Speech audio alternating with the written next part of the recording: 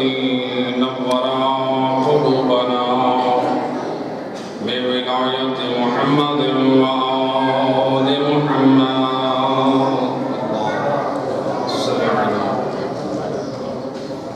الصلاة والسلام على أشرف الأنبياء والمرسلين وخاتم النبيين أبي القاسم محمد. اللهم صل على محمد وأهل بيته الطيبين الطاهرين المعصومين المظلومين المنتجبين الذين أذهب الله عنهم الرجس وطهرهم تطهيرا.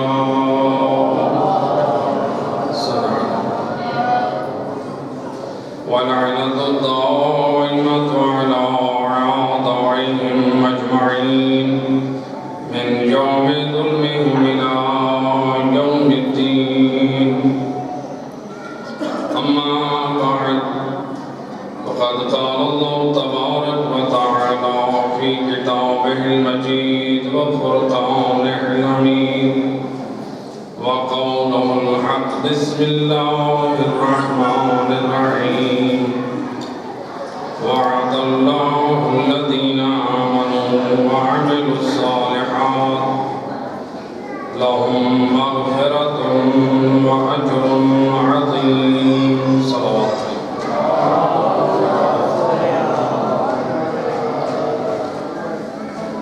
قرآن کریم کی جس مختصر آیت مجیدہ کو موضوع قرار دیا ہے، ارشاد رب العزت ہو رہا ہے وعد اللہ الذین آمنوا وعملوا الصالحات.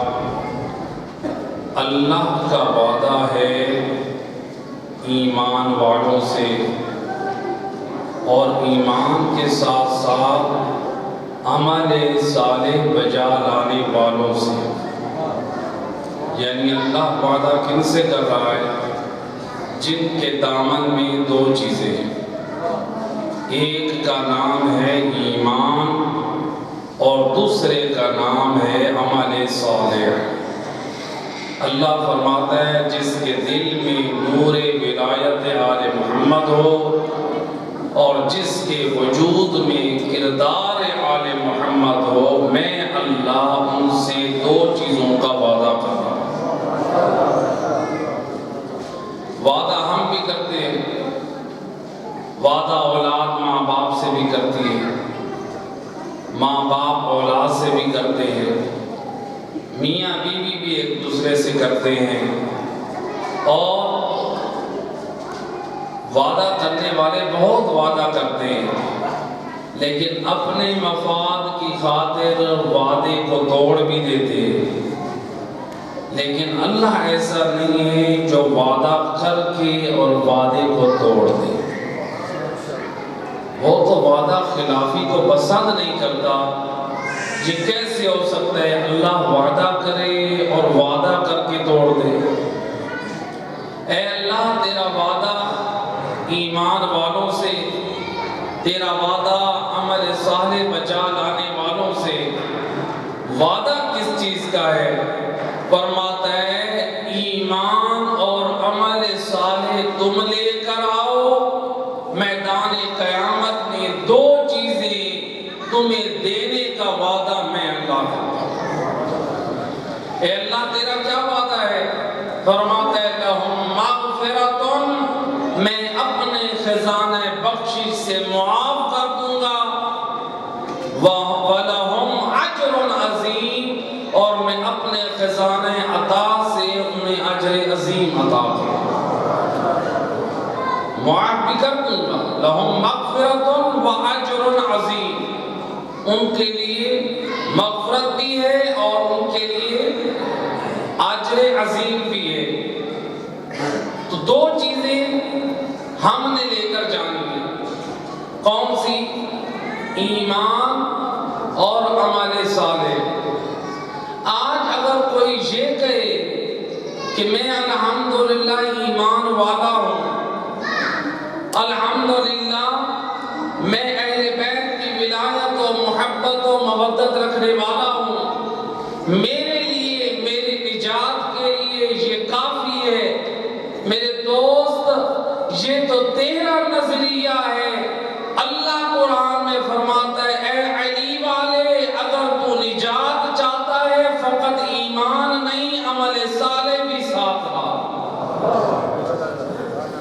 ایمان کے ساتھ عمل صالح بھی، صرف ایمان، اللہ کی بارگاہ میں ایمان لانا کافی؟ یہ کیسے معلوم ہو کہ ہم اللہ کی ذات پر ایمان لائیں؟ یہ کیسے معلوم ہو کہ ہم آل محمد کی ذات پر ایمان رکھتے ہیں؟ دنیا کا ایک دستور ہے، اگر کوئی کسی کا عاشق ہو، کوئی کسی سے محبت کرے لیکن اس کی من پسند چیزوں کا خیال نہ کرے، اس کی پسندیدہ اور ناپسندیدہ چیزوں کا خیال نہ کرے، وہ سامنے والا کیا کہتا ہے؟ تو کیسا مجھ سے محبت کا دعویٰ کرتا ہے، نہ میری من پسند چیزوں کا خیال کرتا ہے، نہ میرے فرمان پر تو عمل کرتا ہے، تو اپنی مرضی کے مطابق عمل کر رہا ہے اور دعویٰ کرتا ہے کہ میں تجھ سے محبت کرتا ہوں، یعنی تو مجھ سے محبت کرتا ہے۔ اپنے عمل سے تو ثابت کر کہ تو مجھ سے محبت کرتا ہے۔ تو جب ہم دنیا والوں کے سامنے جو عشق، دنیا والوں کی محبت، یہ ہمیں گناہ اور کفر تک بھی لے کے جا سکتی ہے۔ ان کی محبت اور ان کے عشق میں تو ہم ان کی من پسند چیزوں کا خیال کریں، لیکن جن ہستیوں کی ولایت و مودت کا حکم اللہ قرآن میں دے رہا ہے، ہم ان کی من پسند چیزوں کو چھوڑ دیں اور اپنی مرضی کی بات کریں۔ میرے دوست، ولایت نام ہے، جن ہستیوں کی ولایت کا اقرار کیا ہے، حکم بھی تیری زندگی میں انہی کا نافذ ہو۔ میں کہوں کہ نہیں، میرا دل کہتا ہے میں ایسا کر لوں، میرا دل کہتا ہے میں اس طرح سے عمل بجا لاؤں، میرا دل کہتا ہے کہ میں یہ کام کروں۔ میرے دوست، مجھ اور تجھ پر دل کی ولایت نہیں، علی کی ولایت ہے۔ ایک مثال سے واضح کروں، اسلام نے باپ کو اولاد پر ولی بنایا ہے۔ ولی ہے کہ نہیں؟ آپ جب اسکول میں، یونیورسٹی، کالج، گورنمنٹ کے اداروں میں فارم جب پر کرتے ہیں تو ولی، سرپرست کا نام کیا ہے؟ باپ۔ اسی طرح عورت کا ولی بھی مرد ہے، شوہر ہے۔ تو اللہ نے ولی بنایا ہے مرد کو۔ اولاد یعنی اس کے زیر سایہ ہے۔ اب باپ کہتا ہے بیٹے کو، بیٹا جا، یہ ذرا لیا شہر میں جا کے یہ کام کر کے آؤ۔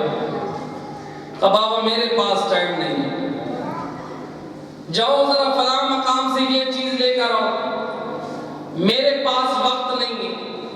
جبکہ یہی بیٹا صبح سے شام تک چوک میں کھڑے ہو کر کہتا ہے میرا باپ بڑا بہادر ہے، میرا باپ بڑا سخی ہے، میرا باپ بڑا مال لٹانے والا ہے، میرا باپ بڑا صدقہ خیرات کرنے والا ہے، میرا باپ بڑا حاجی اور نمازی ہے۔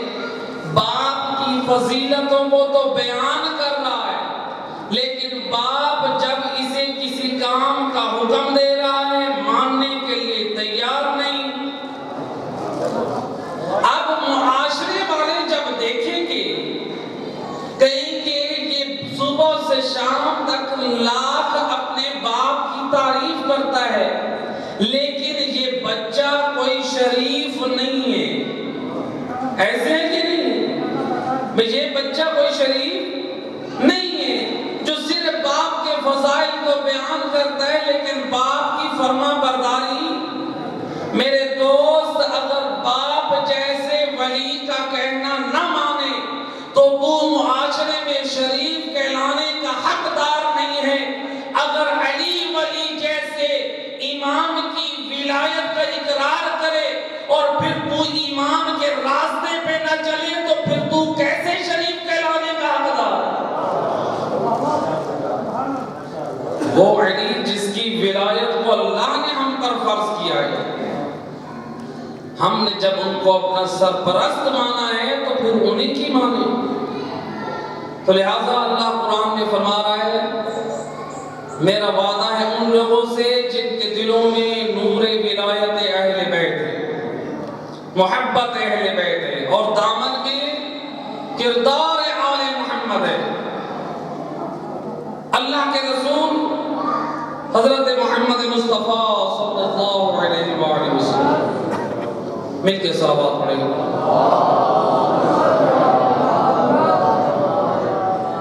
ایک دن آپ نے دیکھا ایک مقام پر شیطان بڑا کمزور، ضعیف، کمر جھکی ہوئی ہے. رسول اللہ رک کر پوچھتے ہیں اے شیطان آج تو بڑا کمزور اور ضعیف ہے، کیا وجہ ہے؟ آج تیری حالت ایسی کیوں ہے؟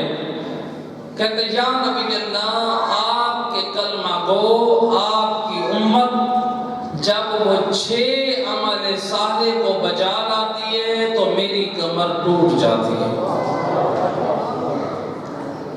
کتنے اعمال کو؟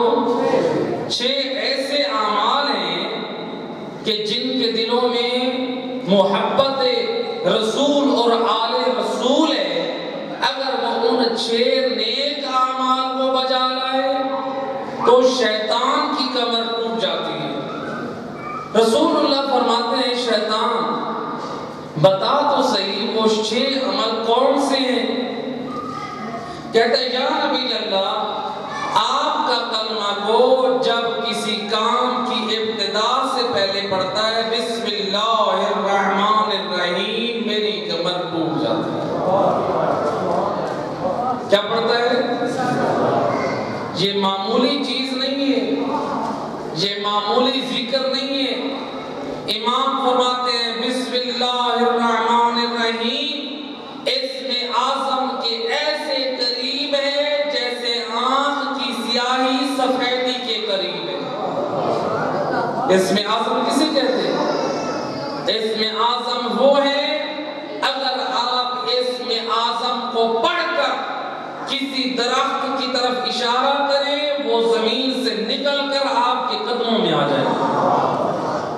آپ اسم اعظم پڑھ کر دیوار کی طرف اشارہ کریں تو دیوار سونے کی بن جائے. یہ اسم اعظم کی تعبیر ہے، یہ برکت ہے. یہ بسم اللہ الرحمن الرحیم اسم اعظم کتنے قریب ہے. ملتا ہے جب حضرت ابراہیم کو آگ میں ڈالا گیا، آگ میں حضرت ابراہیم جب پہنچے آگ کیا ہو گئی؟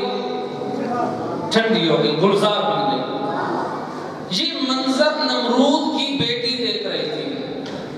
اس کی بیٹی نے دیکھا، کہتی ہے میرا باپ اپنے رب ہونے کا دعویٰ کرتا ہے، یہ تو ابراہیم نبی کا خدا بڑا طاقتور لگ رہا ہے. آگے بڑھ کر قریب ہو کر کہتی ہے اے ابراہیم تو نے وہ کون سا ذکر پڑھا ہے، تو نے کون سا کلام پڑھا ہے، تیرے رب کے تیرے دی ہوئی کون سی طاقت ہے کہ یہ آگ تیرے لیے گلزار بن گئی ہے. حضرت ابراہیم فرماتے ہیں جب میں آگ میں آ رہا تھا میں نے اپنے اللہ واحد کا نام پڑھا بسم اللہ الرحمن الرحیم. اللہ نے اس بسم اللہ کی برکت سے میرے لیے آگ کو ٹھنڈا کر دیا. نمرود کی بیٹی کہتی ہے اے ابراہیم پھر میں حضرت ابراہیم کیا کہتے ہیں؟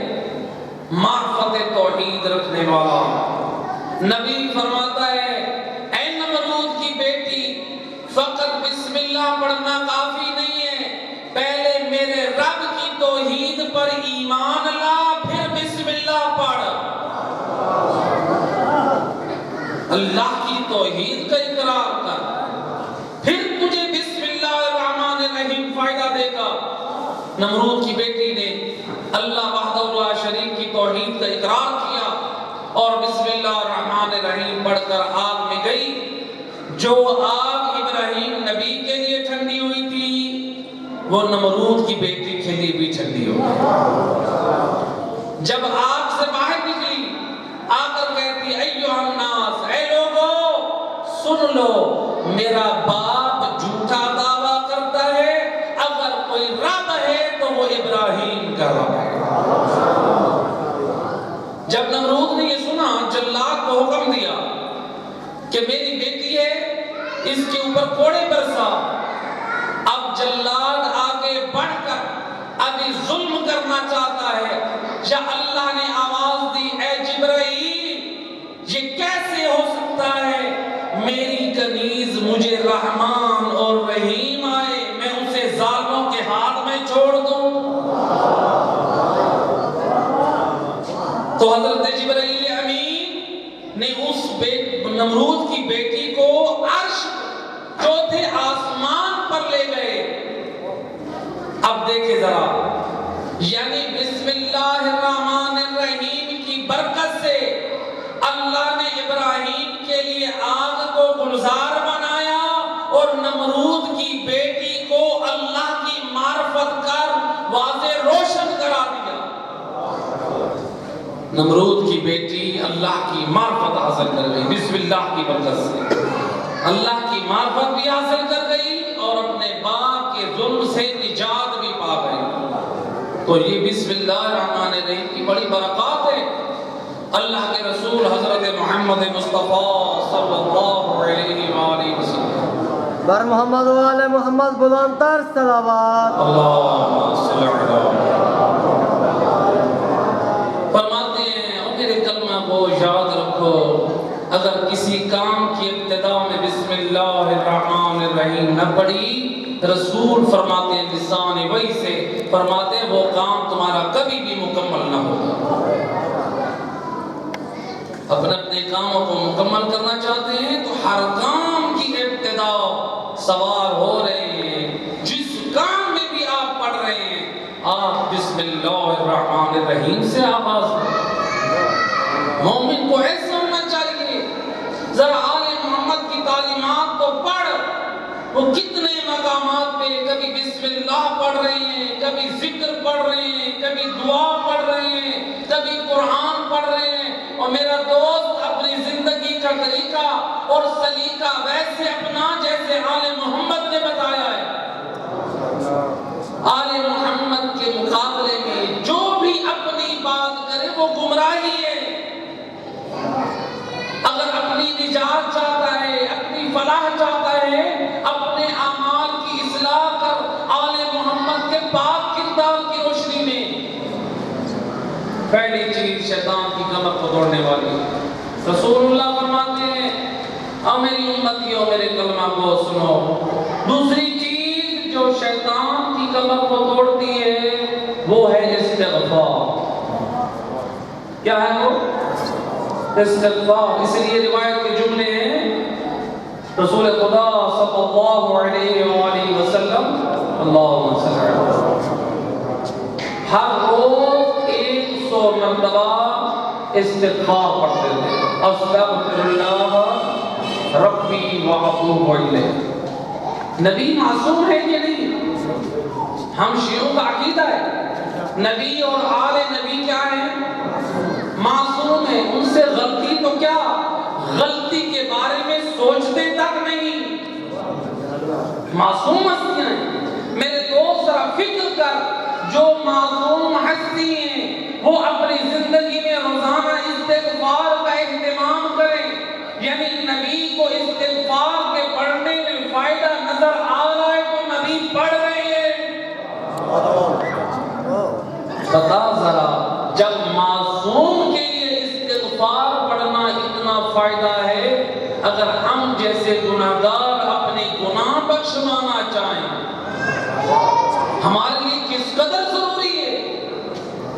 استغفار سے اپنی زبان کو جو ہے وہ معطل رکھا کرے. آئے ایک شخص امام علی نبی علیہ السلام اللہم صلی علی محمد کہتے جبنا رسول اللہ میری ایک خواہش ہے، میری دلی آرزو ہے. کیا آرزو ہے؟ کہتے جبنا رسول اللہ میری خواہش ہے دنیا میں آپ کے حبداروں میں، آپ کے شیعوں میں سے قرار پاؤں، اور آخرت میں آپ آل محمد کے ساتھ معشور ہوں. مجھے کوئی ایسا عمل بتائے. کاش آج ہم میں سے ہر ایک یہ تمنا ہو کہ دنیا مجھے آل محمد کا حبدار ہونے سے جانے، اور آخرت میں مجھے آل محمد کے ساتھ معشور ہونے کا شرف ملے. یہ صرف سوچنا یا دعویٰ کرنا کمال نہیں ہے. امام فرماتے ہیں اگر تو چاہتا ہے دنیا میں میرا شیعہ اور حبدار بن کے رہے اور قیامت کے میدان میں ہم آل محمد کے ساتھ معشور ہو، تو دو کام تو کر: اپنا محب ہونے اور میدان معاشر میں ہمارے ساتھ معشور ہونے کی ضمانت میں امام دیتا ہوں. نعرہ حیدری. مولا وہ کون سے دو کام ہیں؟ وہ کون خوش نصیب ہے؟ فرماتے ہیں پہلا، اپنی زبان کو سورہ انا انزلنا سے معطر رکھ، یعنی اپنی زبان پہ سورہ انا انزلنا کی تلاوت کرنا. دوسرا، امام فرماتے ہیں اپنی زبان پہ کثرت سے استغفار جاری رکھ. یہ دو عمل تجھے دنیا میں ہمارا حبداروں میں سے قرار دے گی اور آخرت میں ہمارے ساتھ معشور کرائے گی. لہذا استغفار ایسا عمل ہے، اسی لیے معصوم فرماتے ہیں اگر کسی کے پاس اولاد کی دولت نہیں ہے وہ سجدوں میں استغفار کیا کرے. کسی کی بیٹی اور بیٹے کے نصیب بند ہیں وہ کثرت سے استغفار کرے. اگر رزق کے دروازے بند ہیں وہ کثرت سے استغفار پڑھے. اگر گھر میں بیماریاں داخل ہو چکی ہیں وہ کثرت سے استغفار کرے.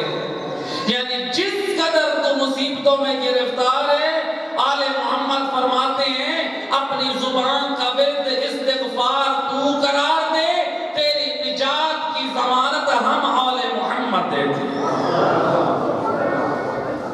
استغفار کی بڑی فضیلت ہے. کتنی چیزیں ہو گئی؟ کتنی چیزیں ہو گئی؟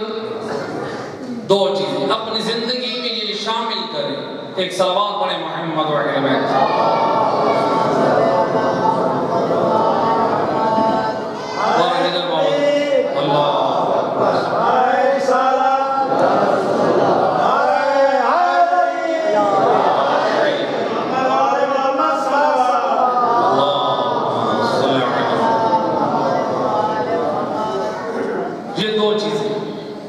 یہ دو عمل. تیسری چیز یا رسول اللہ، تیسری چیز کون سی ہے جو شیطان کی کمر توڑنے والی ہے؟ فرماتے ہیں جو مجھ اور میری آل کی ذات پہ صلوات بھیجے، یہ عمل شیطان کی کمر کو توڑ دیتا ہے. اللہ صلی اللہ علیہ وسلم. میرے دوست، جتنے بھی تیرے پاس فرصت ہے اپنے وقت کو ضائع نہ کر. تو سفر کر رہا ہے، تو گھر میں ہے، جب تک نیند نہیں آ رہی، تجھے وضو کی بھی ضرورت نہیں ہے، تو اپنی زبان کو صلوات سے معطر رکھ. اس کا کتنا ثواب ہے، کتنا اجر ہے. روایت ہے ایک دن سید الرسل ایک باغ میں تشریف فرما ہے اور ساتھ میں علی مولا حیدر کرار بھی موجود ہے. علی مولا نے دیکھا ایک شہد کی مکھی ہے جو رسول اللہ کے سر کا طواف کر رہی ہے. علی مولا فرماتے ہیں یا رسول اللہ، یہ شہد کی مکھی بار بار آپ کے سر کا طواف کر رہی ہے، ماجرا کیا ہے؟ فرماتے ہیں یا علی، یہ شہد کی مکھی میزبان بن کے تجھے اور مجھے دعوت دینے آئی. کہا یہ دعوت دینے آئی. کہتے یا علی جائیں. شہد کہہ رہی ہے ہمارا چھتا تیار ہو گیا ہے، آپ اور علی اس شہد کو تناول فرمائیں. علی مولا گئے اور وہ شہد کا چھتا اتارنے کے لیے شہد کی مکھیوں نے وہ چھتا چھوڑ کر اپنی زبان سے بول کر کہا السلام علیکہ یا امیر المومنین. اے امیر المومنین ہمارا سلام، خوش آمدید. علی حیدر کرار نے وہ شہد کا چھتا اتارا اور نبی کی خدمت میں لے کر آئے. روایت کہتی ہے رسول اللہ اور علی مولا نے جب شہد کو تناول فرمایا، نبی اس شہد کی مکھی کی طرف دیکھ کے کہتے ہیں اے شہد کی مکھی یہ بتا تو مختلف پھولوں سے رس چنتی ہے، پھیکے، میٹھے، ترش. تیرے پھولوں کے چنے ہوئے رس مختلف ہوتے ہیں لیکن تیری شہد میں بڑا مٹھاس ہے، تیری شہد میں بڑی لطافت ہے، تیری شہد میں بڑی پاکیزگی ہے، تیری شہد میں بڑی طہارت ہے. کہتے ہیں یا نبی اللہ اس میں میرا کوئی کمال نہیں ہے. جب میں وہ مختلف پھولوں سے رس چنتی ہوں وہاں سے لے کر اپنے گھر تک آپ کی ذات پہ 3 مرتبہ صلوات بھیجتی ہوں. اللہ اس کی برکت سے پھکاٹ اور ترشاٹ اور کڑواٹ کو مٹھاس میں بدل دیتا ہے. اب میرا سوال ہے شہد کی مکھی افضل ہے یا ہم؟ قرآن تو کہہ رہا ہے کہ ہم نے حضرت انسان کو اشرف المخلوقات بنایا. ایسے ہے کہ میں مخلوقات میں افضل ہم نے. بھئی جب شہد کی مکھی آل محمد کی ذات پر اگر درود پڑے تو اللہ پھیکے اور ترش کو مٹھاس میں بدل دے، لذت و طہارت اور پاکیزگی میں بدل دے.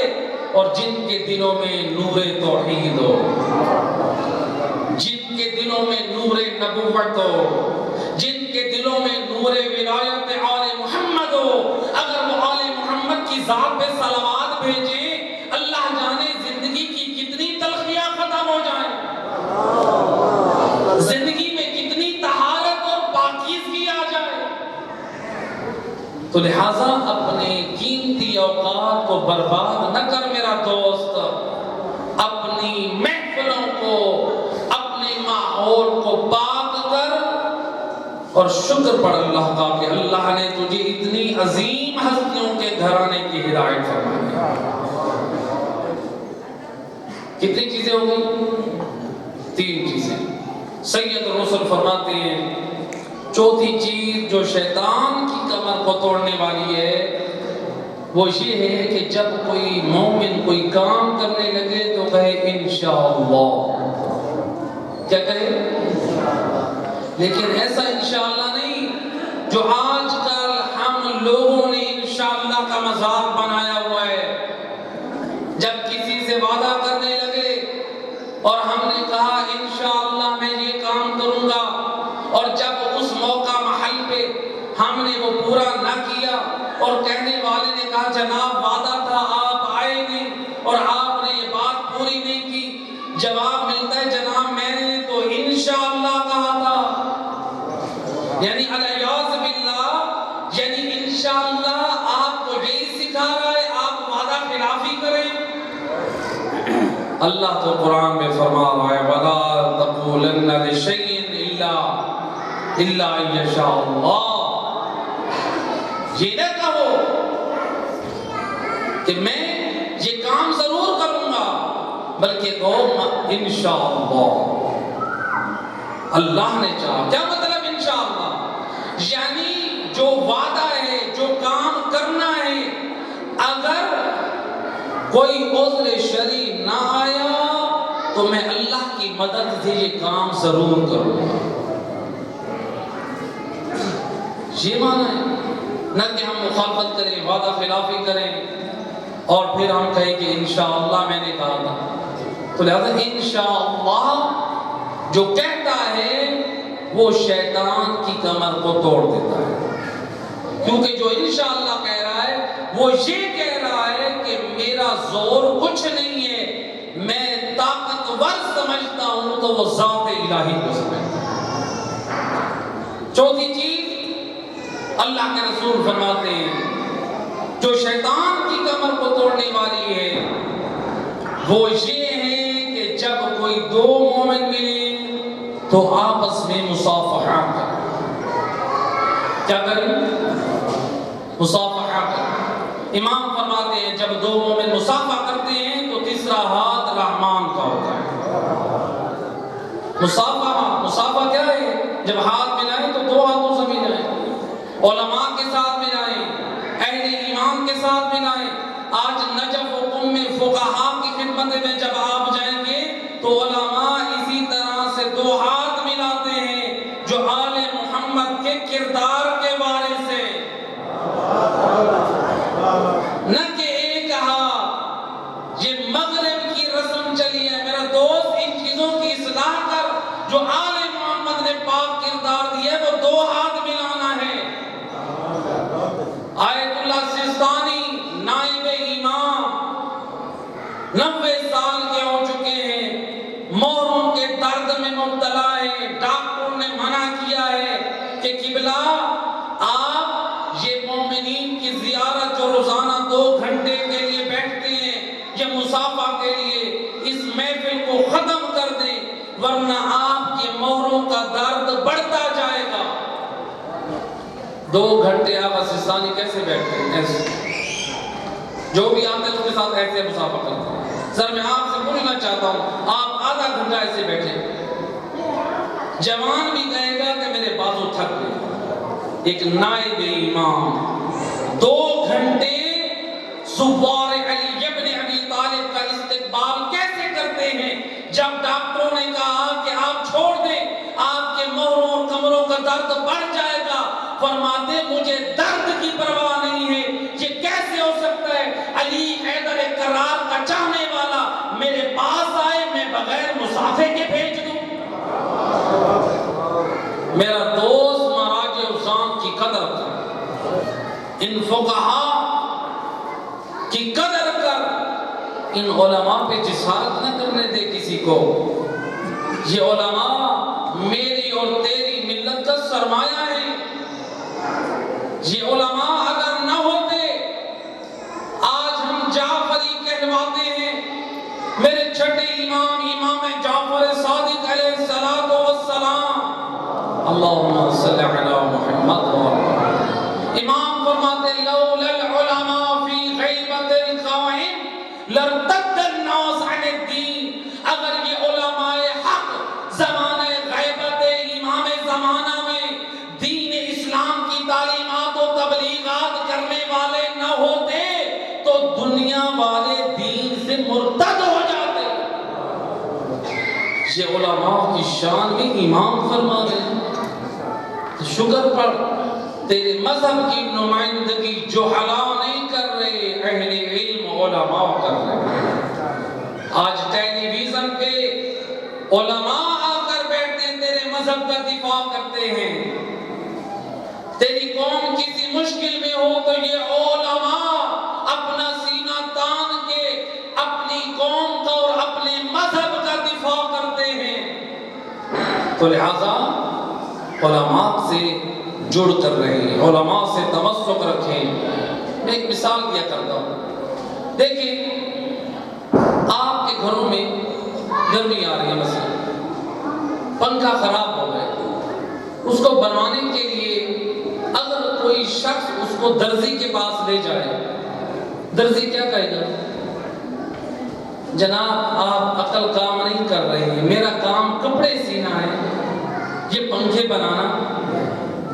اور آپ آٹا لینے چکی کی بجائے آپ کسی موچی کے پاس چلے جائیں، وہ کہے گا کہ آپ کا لگتا ہے دماغ کام نہیں کر رہا. بھئی جو میرا پیشہ ہے آپ اس کے مطابق میرے پاس آئیں. میرے دوست جو صاحب ہنر ہوتا ہے اس کے پاس اس کام کے لیے جایا جاتا ہے.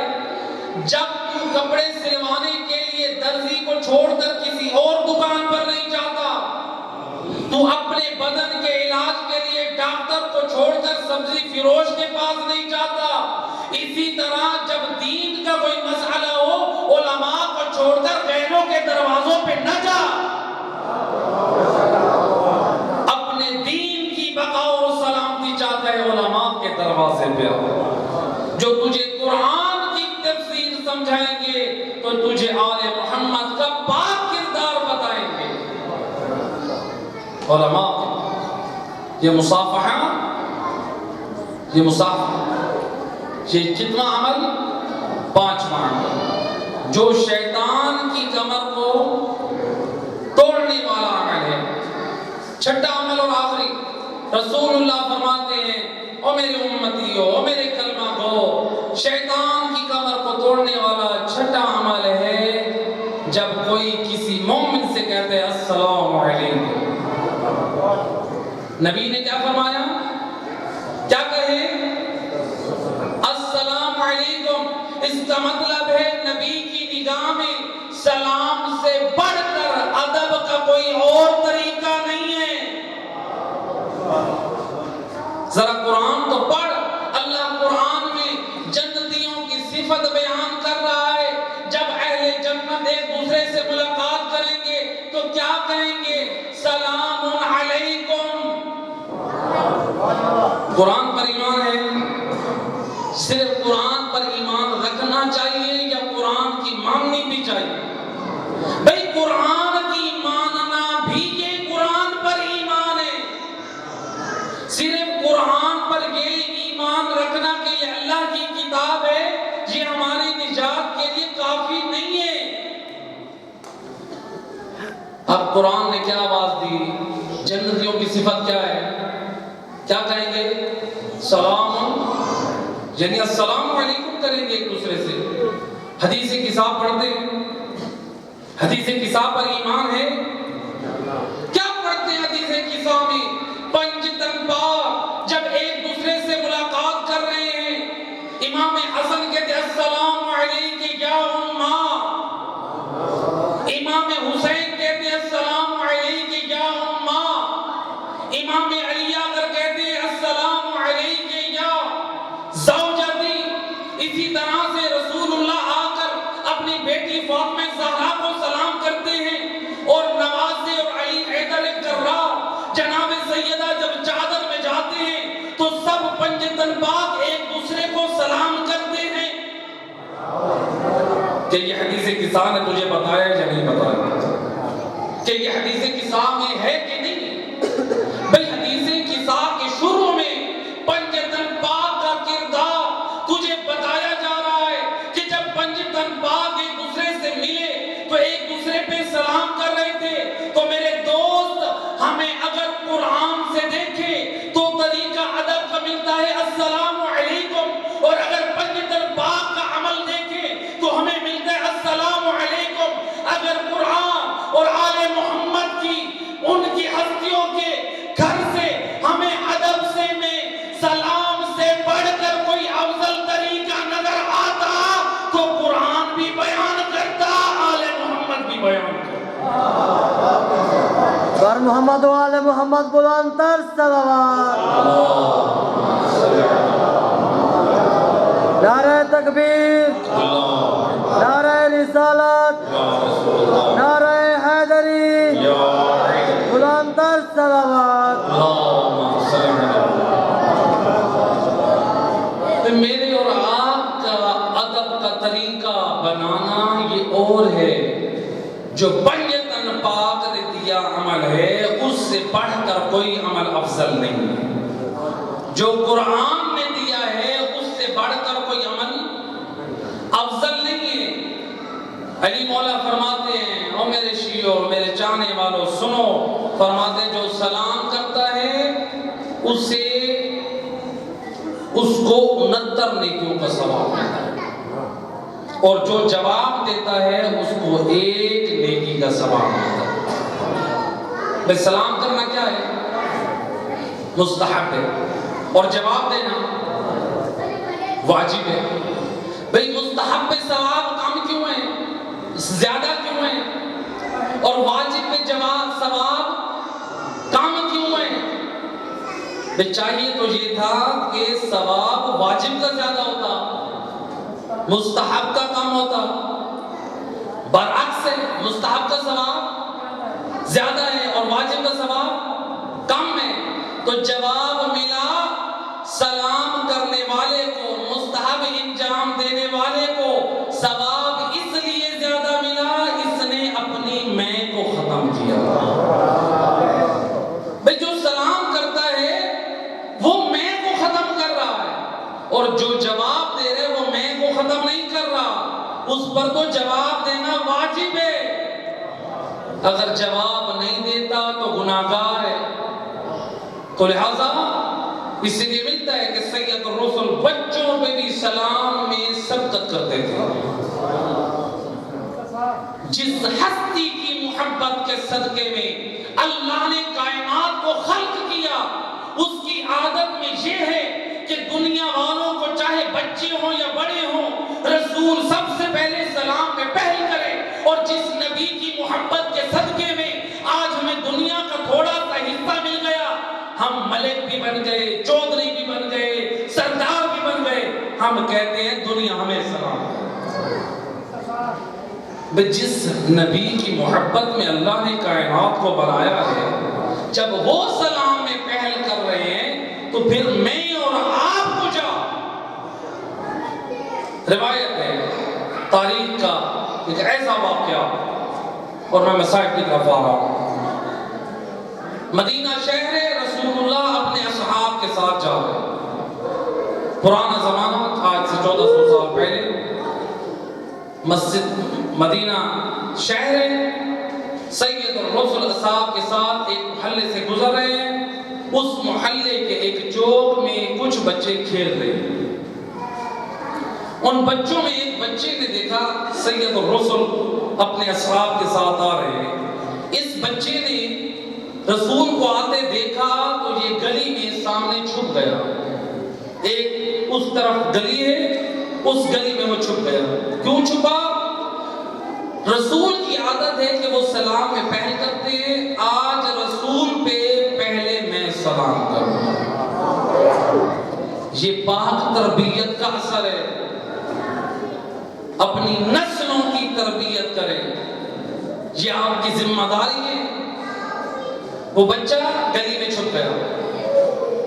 اب روایت کہتی ہے جیسے رسول اللہ اس گلی کے کونے کے قریب پہنچے، بچہ دوڑ کر آ کر کہتا ہے السلام علیکہ یا نبی اللہ، اے اللہ کے نبی میرا آپ پہ سلام۔ رسول کا کلیجہ ٹھنڈا پڑ گیا، ایک کم سن بچہ آج مجھ پہ سلام میں سبقت لے گیا۔ رسول اللہ خوش ہوئے۔ جب رسول اللہ نے اس کے ساتھ کھڑے ہو گئے، اب جو چوک میں اور بچے کھڑے تھے وہ بھی دوڑتے آئے، آ کر کہنے لگے السلام علیکہ یا نبی اللہ، السلام علیکہ یا رسول اللہ۔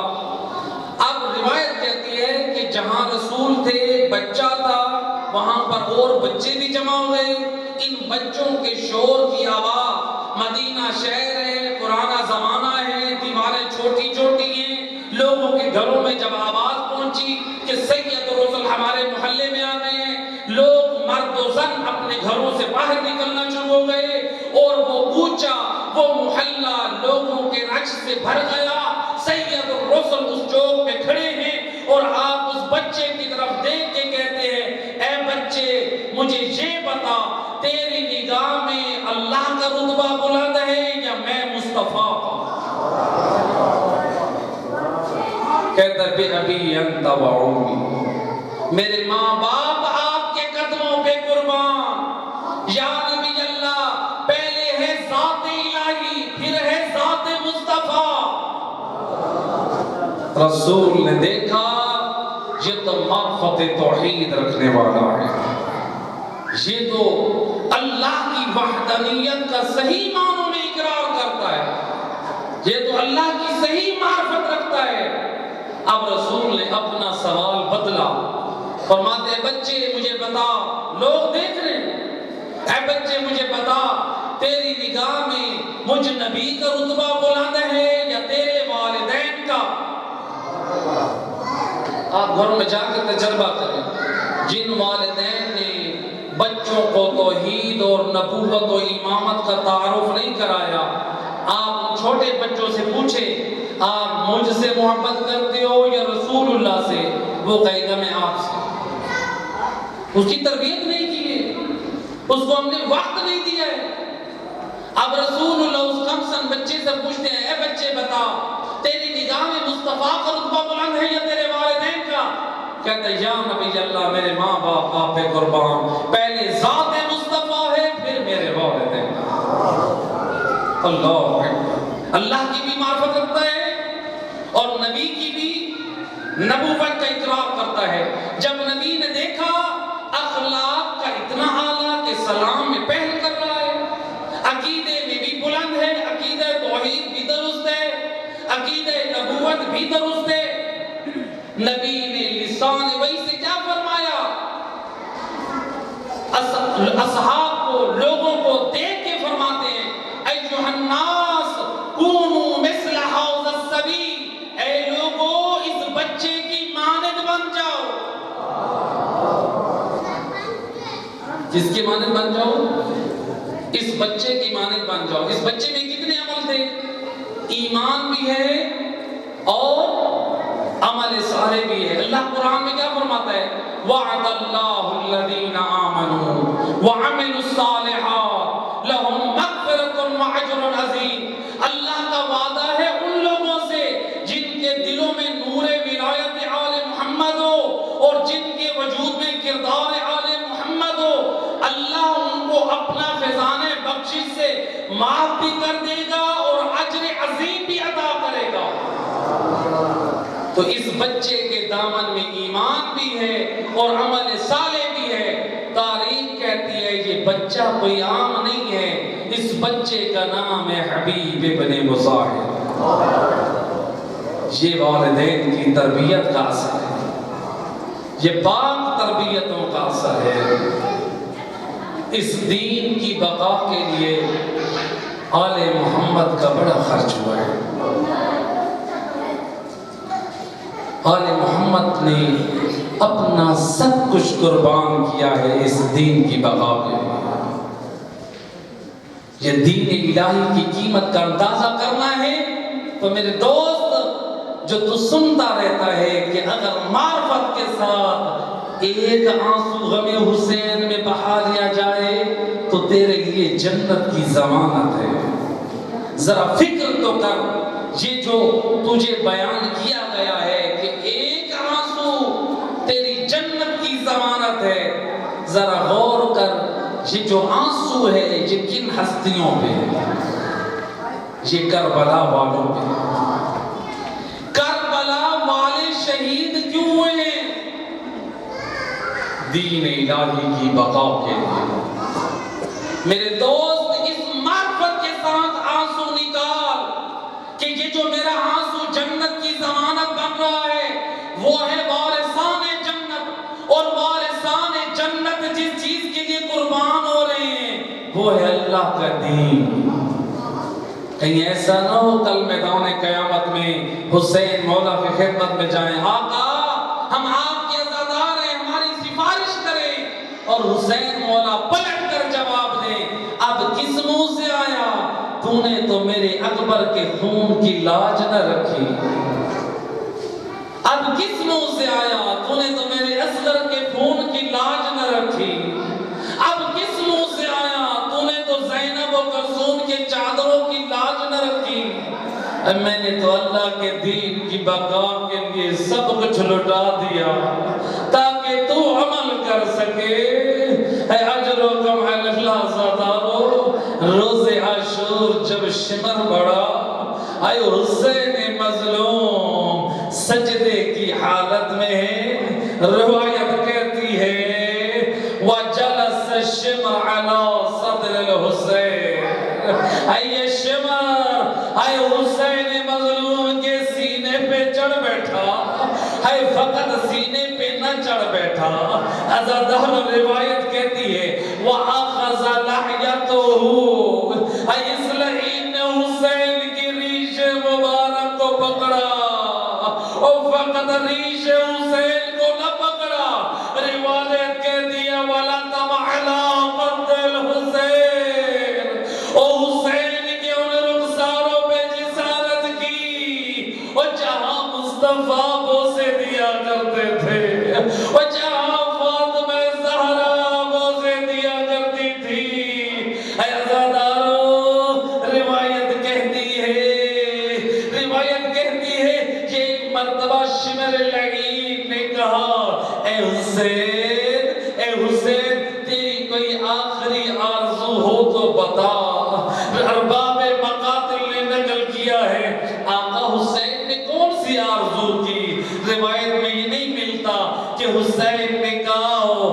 مجھے اکبر کے لاشے پہ لے جاؤ، اور میں شبیہ پیغمبر کا دیدار کرنا چاہتا ہوں۔ حسین نے یہ نہیں کہا میرے ششماہ اصغر کے لاشے پہ لے جاؤ، حسین نے یہ نہیں کہا اور مجھے زینب و کلثوم کے خیموں میں جانے دے، بلکہ حسین فرماتے ہیں شمر اگر مہلت دیتا ہے اتنی دیر اور زہرا کا لال 2 رکعت نماز پڑھ لے۔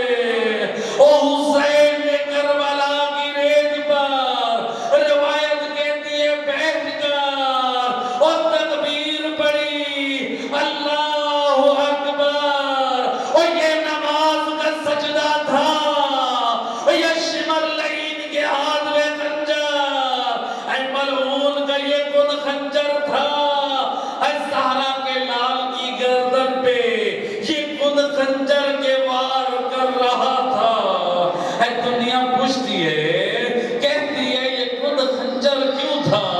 میں کہاں کرتا ہوں اس لیے، اور دشمن جانتا تھا نہ حسین کے اصحاب زندہ اور نہ حسین کے یار مددگار اور نہ حسین کی آل ہے، بس ایک بیمار ہے جو اٹھنے کے قابل نہیں ہے۔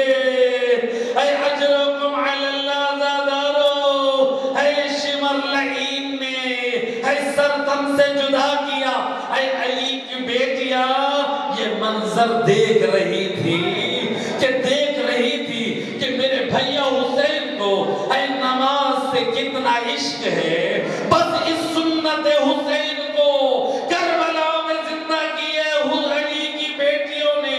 روایت کہتی ہے جب شام غریبہ کی رات آئی نظرت یمینا و شمالا، اور علی کی بیٹی کبھی دائیں دیکھتی ہے کبھی بائیں دیکھتی ہے، کیوں دیکھتی ہے؟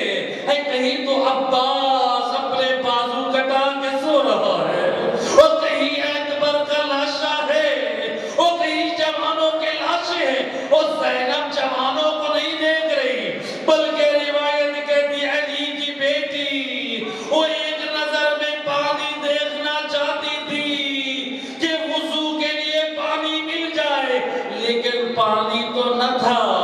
ہے علی کی بیٹی نے کیا کیا؟ وَتَيَمَّمَتْ عَلَىٰ عَرْضِ كَرْبَلَا، اور علی کی بیٹی نے ریت کربلا پر تیمم کیا، اور زینب کی پہلی نماز اور بغیر ردا کے الا لعنت اللہ علی القوم الظالمین وسيعلم الذين ظلموا